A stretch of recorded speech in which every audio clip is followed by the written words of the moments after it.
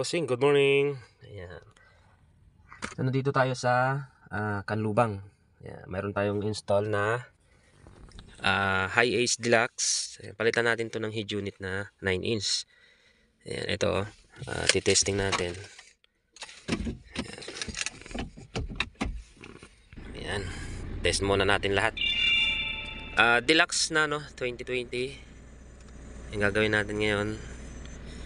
Rare. Ayan, gumagana lahat. Radyo.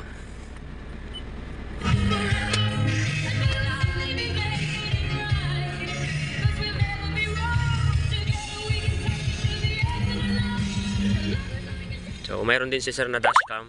Ayan, Lenovo brand. Ayan, okay. Ayan, lahat working naman. Ayan. Ito yung original niya. Maliit lang. Ano siya yung ano niya, yung ano lang talaga, hindi siya touchscreen. So, ang ipapalit natin ay 9-inch na touchscreen na. Ayan, ito yung ano. Ayan, AVN. Ito yung ipapalit natin na unit, 9-inch. Ayan, 9-inch siya. So, mas malaki at mas maganda. Ayan. Okay, complete package na rin to. May kasamang dashcam. Ayan. Ito yung bagong unit natin ngayon na TS18 2+32. Ayan. Ano siya, meron siyang 4G. Ayan, meron siyang 4G na kasama. Supported na siya ng SIM slot. TS18 2GB 32 siya. Okay, so umpisahan na natin. Madali lang ito pagbaklas dito. Ito na. Madali lang ito baklasin. Ito yung una. Ayan dito. Tapos ito yung buong panel niya. Ayan, itong buong panel niya kasama yung aircon. Ayan. So, tatanggalin natin lahat ng socket dito. Ayan. Pwede rin hindi na. Ganyan na lang. Okay, tapos ito, meron siyang, ang kailangan dito yung socket na range natin. Okay. Yan, okay. Ito na siya. So, ito USB nakatanggal. Original na USB nakatanggal siya. Ayan. Ito yung socket niya. Okay. Okay, ito na. Ayan o. Ito yung original na radyo. Ayan, simpleng ano lang siya. Malaking likod. Ayan. Compare natin dito sa ipapalit. Ayan o. Ganito lang siya. O, diba? Ang ganda. Ayan. Okay. Yung socket nito, plug and play na rin. Wala siyang splicing. Ayan, ito yung ano niya. Ayan o, plug and play. So, wala tayong kinat na wire dito kahit isa. So, try natin yung unit.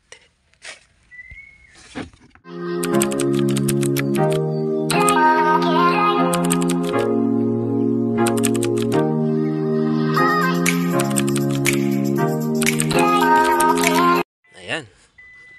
Testing na natin. Ayan.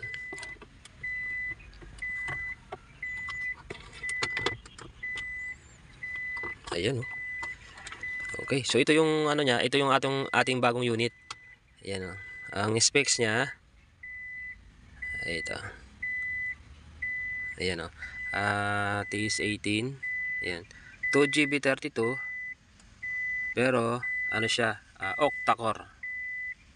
Ayan, octa-core na siya. Meron siyang SIM slot supported. Yun oh, mobile plan. So pag nilagyan to ng SIM, meron siyang sariling SIM card. Meron siyang sariling internet. Then meron din siyang dashcam. Okay, so yan. Tuloy na natin mga bossing. Then ito yung mga USB at GPS. Okay, then salpak na lang na yung monitor. Ito na oh. Yan, salpak na siya.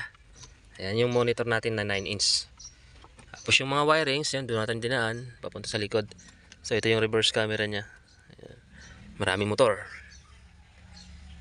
Ayan, okay. Ito siya. Okay, ito na. Ayan. So itong USB, ayan, dito ko na muna nilagay kasi wala siyang pagdadaanan. So mas maganda mayroong USB dito ng lagayan para ano, mas maganda tingnan. So ito kasi nakalabas. Normally lahat po kasi ginagawa namin mayroon dito. So ito kasi walang abang, kaya ano, dito lang muna siya. O kaya dito ganun. Dito meron, pwede rin dito. Ito abang to sa mga USB. Ayan, okay na. Ayan, oh, fit na siya. So try ulit natin. Ang kulang nito ay reverse cam na lang. Ayan. Ito, Kyoshiwa, ano, Lenovo. Okay, ayan na siya. Ito yung dashcam niya. Ayan, oh. Ito may kasama tong dashcam na maliit. Ito siya, USB type. Ayan. So kaya ang dashcam niya sa ngayon, dalawa na. Ayan. Na-adjust din siya. So mayroon na rin siyang ADAS. Pwede rin siyang paliitin. Ayan. Okay. So ayan. At likod na lang ang kulang nito. Ayan. Kanyang ano, ayan, reverse camera niya. So ito yung sa kanyang dashcam, ito yung sa atin. So AHD na yan. Okay, tapos dito natin tinakbo yung wire. Ayan, dito natin dinaan hanggang dito. Ayan. So ito siya.